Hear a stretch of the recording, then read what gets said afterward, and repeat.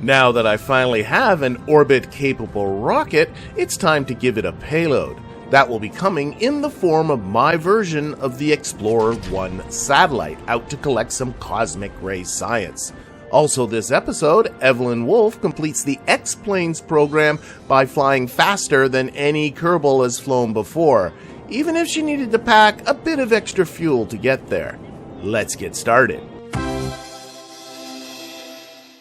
At the conclusion of last episode, I had finally put my first satellite into orbit of the Earth, a significant milestone spawning this article in the Space Gazette.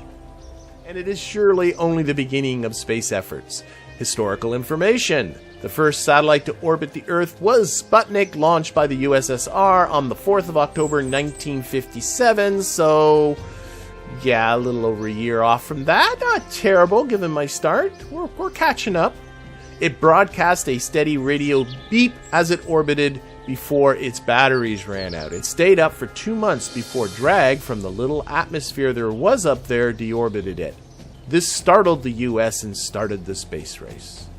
And we'll be getting to my next satellite soon enough, but when are the retirement dates coming up for my astronauts? So they're coming up early September, late August, so yeah, and we are now in January, so that's still several months away.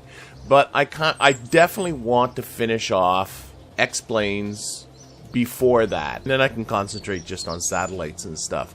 So what I should do, really, is look at this X-Planes Hypersonic. That's the one I have to do to finish it off, leave the program open so I'm still getting the funding from it. I'm pretty sure it works that way. And then I have the option to do these optional contracts later should I choose to. So to do the hypersonic one, I need to go 2,000 meters per second at an altitude below 40 meters per second, 40 kilometers, sorry. And I have to hold that for 2 minutes. But I'm not convinced my X-7 rocket plane, which is the fastest crewed vessel I've got, can do this. Let's reduce throttle. Okay, we're over 2,000. Very little throttle. Teeny tiny throttle. Wow. I'm at min throttle. So it's doing it. It's doing it. And no thermals. So that's encouraging. Oh, wait. What just blew up there? That's that forward landing gear again, isn't it? Same thing happened last time this plane flew. I gotta figure out what's up with this. Oh, look at that. It is peeking out a bit. That could be my problem. See it peeking? Right? Isn't that it there? I think it is. I think it's peeking out. That's what's going on. Okay. Okay. That might have just resolved that issue.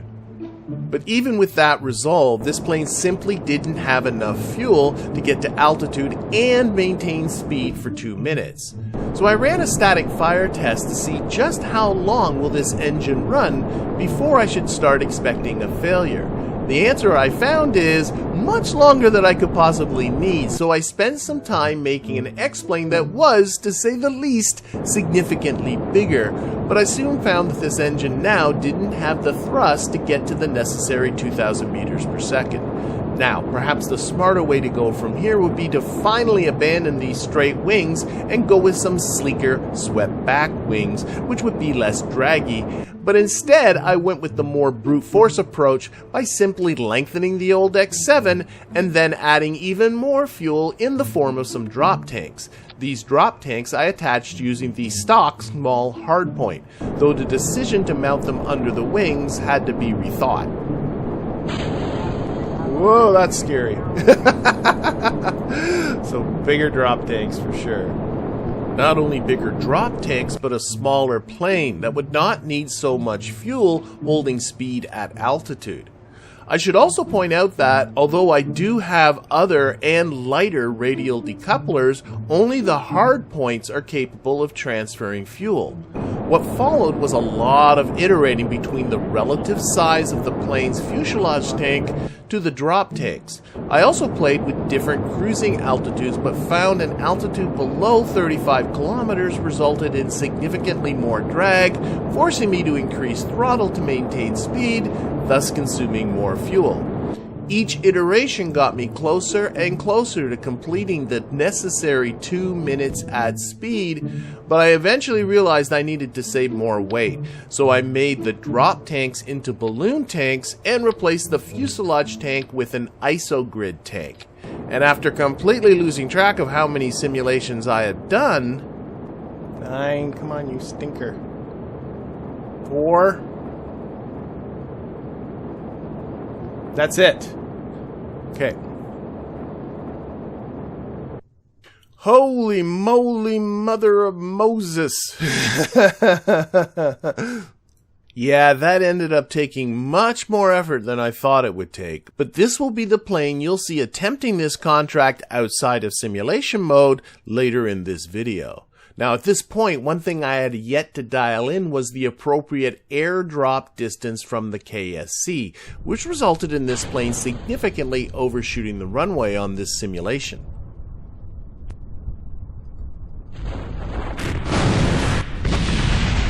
Wow, that didn't go well.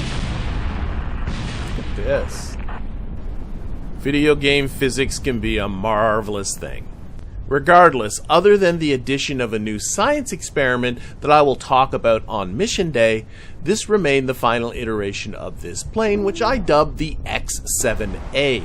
So after some painting and starting a minor hangar upgrade, it was time to focus my attention on getting something going in the VAB. But that first requires picking up the next contract in the early satellite program, and that would be First Scientific Satellite, which requires me to perform a day's worth of cosmic ray science from an orbit with an apogee over 1,500 kilometers and a perigee between 200 and 900 kilometers. So the satellite has to have enough electricity to run the cosmic ray experiment for 24 hours, and that experiment is run using the Geiger-Müller counter, which can be found in the Satellite Era Scientific Tech node, a node I unlocked over the course of last episode but didn't take the time to look at in detail. This node has a decent collection of other experiments too. Oh, these are long durations. So this one is 91 days. This one is 30 days. This one is 91 days. So long durations, a basic film camera. Definitely want to get that one up. And an early television camera. See, so I'm thinking like all kinds of science experiments here. Even if I get the contracts done, it's going to be worthwhile just, I think, throwing up satellites and getting them starting to collect this stuff if I'm capable of doing that. And the other one that I unlocked is up here, yes, early, and ignore the years. We are now in 1959, but this is 1956 and 1957 solid rocket engines. So we got a number of fairly small solid rocket engines, and I'm really thinking these could prove useful. They're not good as, like, they're small, but perhaps as a basis of a third stage to get that payload into orbit, because I'm a little bit concerned about my Atlas Stentor rocket and its capability of really getting much of any payload into orbit other than itself. But first, I need to design that payload, and I started by taking a look at the satellite buses that came with the unlocking of satellite-era electronics. There's no denying that these are very cool. They each have a number of beautifully designed cores and wonderful animations, and are completely scalable, but it didn't take me long to realize that these are beyond what I need right now. So I started looking at the other probe cores I've unlocked, including this procedural one. Despite appearances, this is not a stock probe core, as it is entirely procedural, and has configurable avionics just like the procedural avionics parts I've been using previously. So I added on the Geiger-Müller counter and adjusted the size of the core until it held enough electricity so that the experiment will run for over a day. Basically, all I need to do now is get this into the required orbit. And comparing it to the Atlas Stentor rocket, you can see that it is pretty small. In fact, it only weighs 35 kilograms. The thing is, I can't see any advantage that this probe core offers over the avionics parts I've been previously using. Indeed, when I built the equivalent core out of the procedural avionics, it was a smidge lighter and had the advantage that I can shape, texture, and color it the way I liked. Just to make sure this thing would indeed satisfy the contract, I simulated it into orbit and used the game's console menu to change the orbit to something that meets the contract requirements. It was then a simple matter to just time warp and make sure that it really did satisfy the contract. Satisfied with that, I changed the shape of the avionics on the Stentor stage so the top was 600 millimeters in diameter and the length brought down to 1.576 meters so that its mass and EC storage was the same as the one that made orbit last episode. I did this so I could fit a fairing base on top, onto which I mounted the payload. I then gave it a quick test launch in simulation mode, which, and I really should have expected this, didn't go so well. This rocket barely made orbit last episode and just isn't capable of reaching an apogee of 1,500 kilometers without a little bit of help. That help came in the form of the recently unlocked Baby Sergeant SRB. This 27 kilogram part provides a 933 meter per second third stage for this rocket. Moreover, as an SRB, it is exceedingly reliable and requires no ullage in order to be ignited. The downside is that this upper stage will be unguided. I figured this means that I will have to spin up the rocket to provide gyro stabilization before separating the third stage, but first, I thought I would just see how this performed as is. As such, you can imagine my surprise at the result.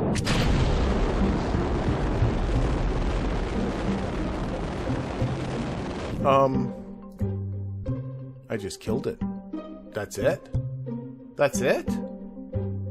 That's it. It did it. We are in an appropriate orbit. We just gotta last for 24 hours. Oh my god. Oh my god. I was getting so discouraged. But this is it. That brought me to tooling, the vast majority of the cost for which was for the new fairings at the top, which is a bit unfortunate, but I'll get to that in a sec, as the thing to note right now is that I don't have enough funds to begin the integration of the rocket. So I started time warping until I built up the necessary 2,923 funds. And it was during this that I realized I'm missing an opportunity here. Why did I shape the avionics core as a stupid hexagon? I could make it any shape I want, including shaping it to match the real-world Explorer 1, the first American artificial satellite which achieved orbit in January of 1958. And it gets even better. The Baby Sergeant I'm using really was used on the Explorer 1 in exactly the same way I'm using it here. And despite this requiring an additional 2,099 funds worth of credits to tool, again most of which went to another set of new fairings, I figured it was worth it. Hopefully I'll find a use for the tooled fairings I'm not using in something else. Oh, and by the way, I didn't have enough funds to integrate my new X-7A rocket plane either. So first was some more time warping to get the program funding to get both of these vessels beginning the integration process.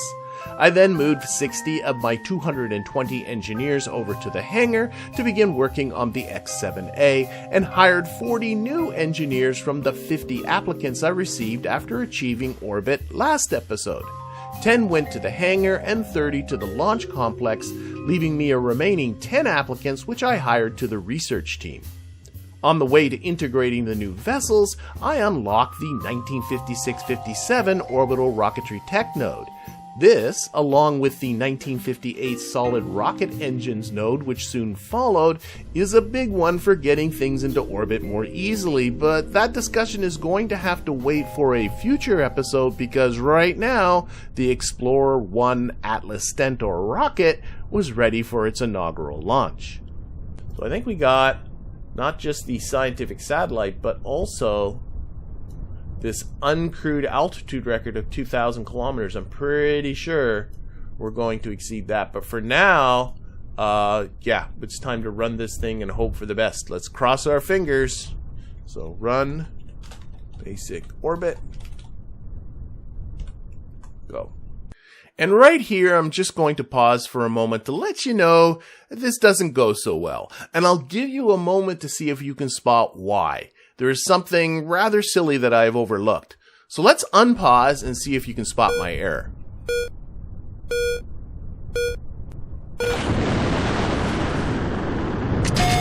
There we go. We are off.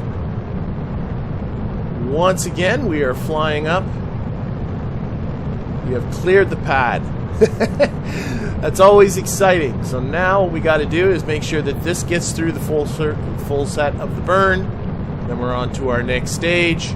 The little Sergeant SRB at the top is much. We have lost. What? Whoa! What is going on?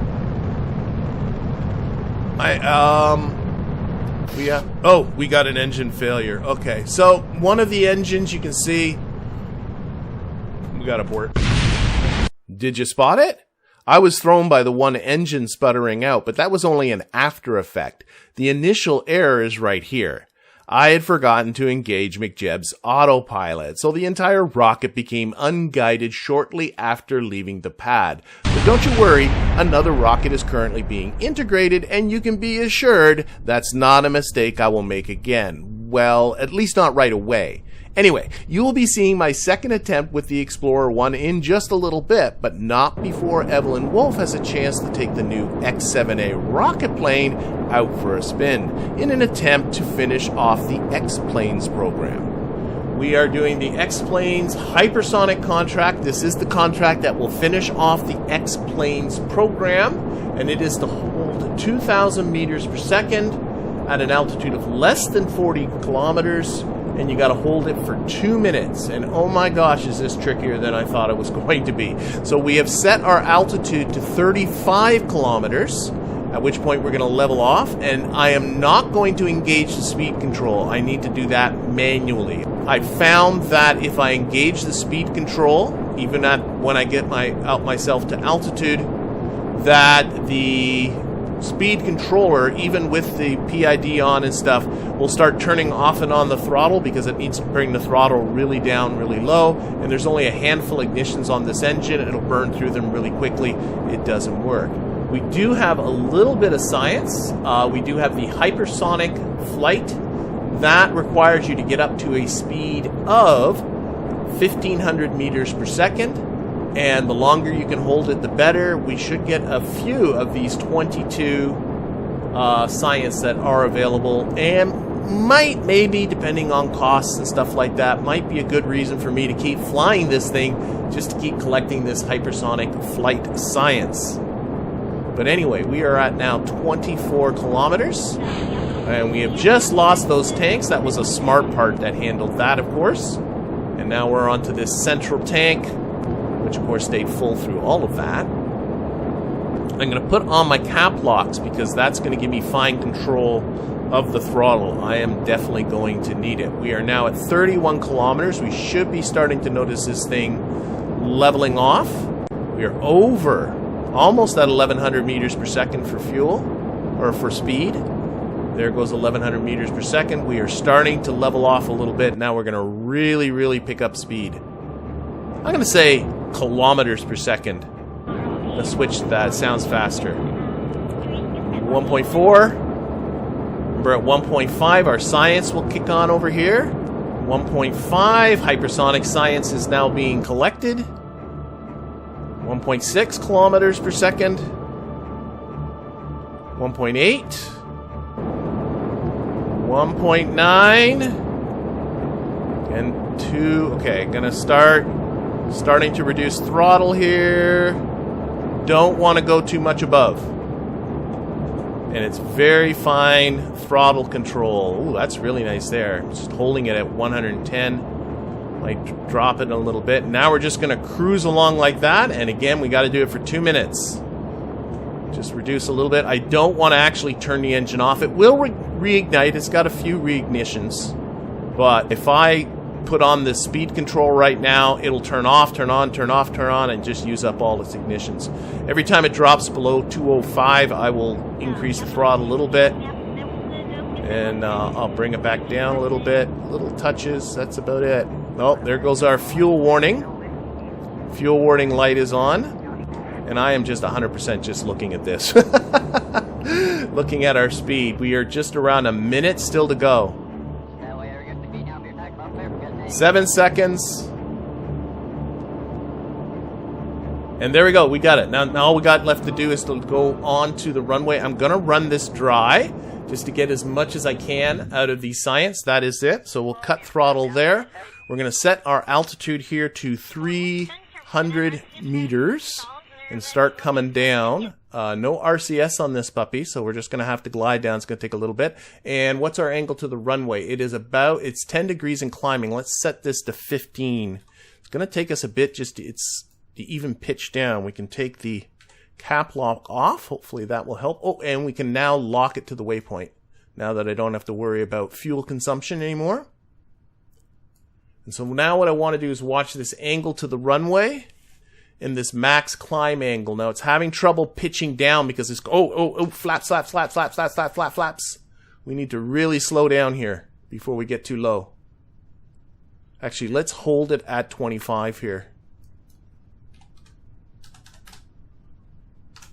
There. Let's hold it at 25 kilometers because it's starting to pitch up a bit, and that was just, I want to lose speed before I get too low. That was silly. That was silly.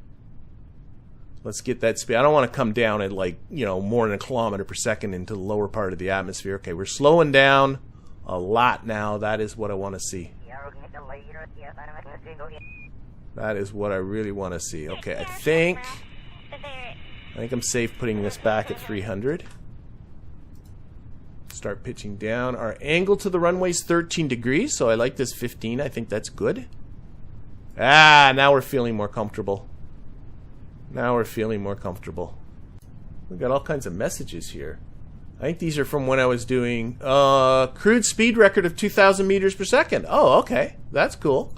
And then congratulations on a successful flight. Oh!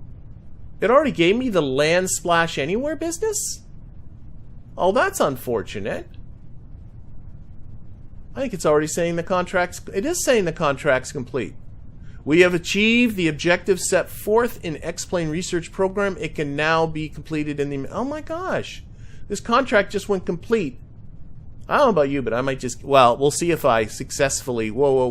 What's going on here? Let's... Pay attention, dude. Pay attention. 12. I let myself get too slow. I started dropping down. Oh my gosh. I was so distracted by the fact that this completed for me. Why did you do that? Why did you do that? Okay, we got ourselves under some control. We're good. We're good. We're good. Well, that's stinky. Knock on wood, if I do a successful landing on the runway, I'm going to give myself... I'm going to just get in the cheat menu and give me that 9 reputation. That's stinky. That's obviously some sort of bug. Because clearly I have not landed or splashed down anywhere. So why is that green? I don't know. Either way, my wood knocking worked as the landing went without a hitch. Remember, this does finish off the X-Planes program, but as I don't have another program to replace it with, I'm not checking it off so that I will continue to receive the funding. That mission did collect 3.4 of the available 22 hypersonic flight science, so I think I will keep flying this, but that is going to have to be for the future as, after hiring another 10 engineers and 15 researchers, it was time for round 2 of the Explorer 1.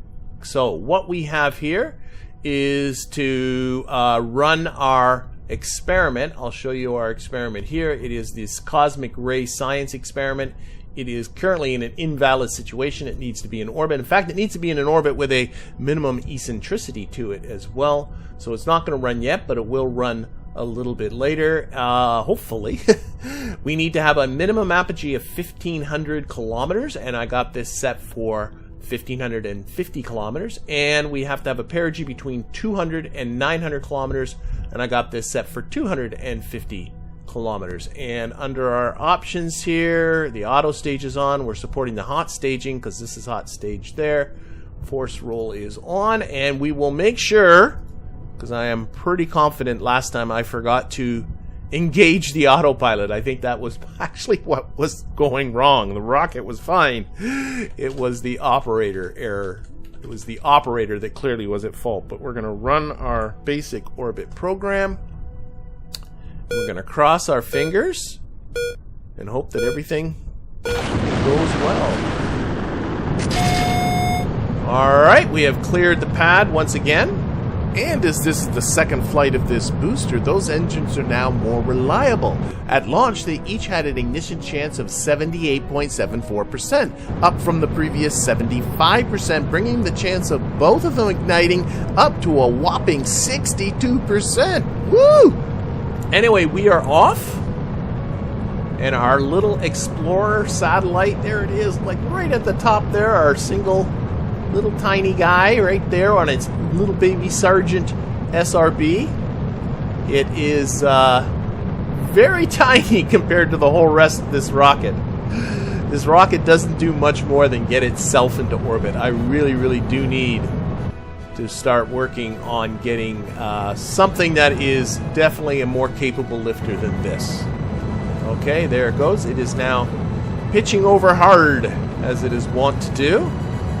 Actually, a recent discussion on my Discord has me realizing this ascent is over-lofted. It wasn't pitching over enough earlier. Something I definitely need to look into for future launches. Maybe there's still more I can get out of this lifter after all. We're coming close to our first stage separation here. And there we are. Okay, we are now on the Stentor engine. That should burn for the next little while. And what I should be doing now is, because this isn't hot stage, because this is a SRB, I should get into my options now and turn off the support hot staging. We don't want to be doing that anymore. This can flame out and then the SRB can fire. Remember, the Stentor engine can't throttle down nor relight, so instead McJeb will continue to pitch down to keep that apogee under control. Now we are pitched below the horizon. You probably will be seeing that apoapsis is starting to come down. And this pitches down quite hard before it's going to release the Explorer. Oh, and speaking of our cosmic ray science, that is now running. There is 11 science here to collect, but if you look here, it takes over 90 days to collect it all. This thing is only going to be surviving for a little more than a day. So it is clearly going to be barely any science that is going to collect. So I got to get up some satellites that can last for a long time. That likely means investing in solar panels and building more capable payloads, but I'd really like to see what I can squeeze out of this launch vehicle before investing into something bigger. Either way, I need to get this science, but right now we are coming up to our final staging event. This happens pretty quick. And then this is only going to burn for a few seconds. There we go. Hopefully it goes through the fuel quickly, but oh my gosh, we're over 4,000 meters or 4,000 kilometers here. Excellent. Our periapsis is at 255.48, which is well within what the contract requires. We just lost our KOS. Might as well disengage the autopilot because there's no autopiloting to be done. This thing is just going to tumble and collect science. It's going to have to run for about 24 hours. You can see it ticking down here. I guess it's going to transmit 1% of the cosmic ray science that's available from low and medium Earth orbit. And you can see here it's got enough electric charge to last for a day and 5 hours. This thing is just going to tumble its way through space.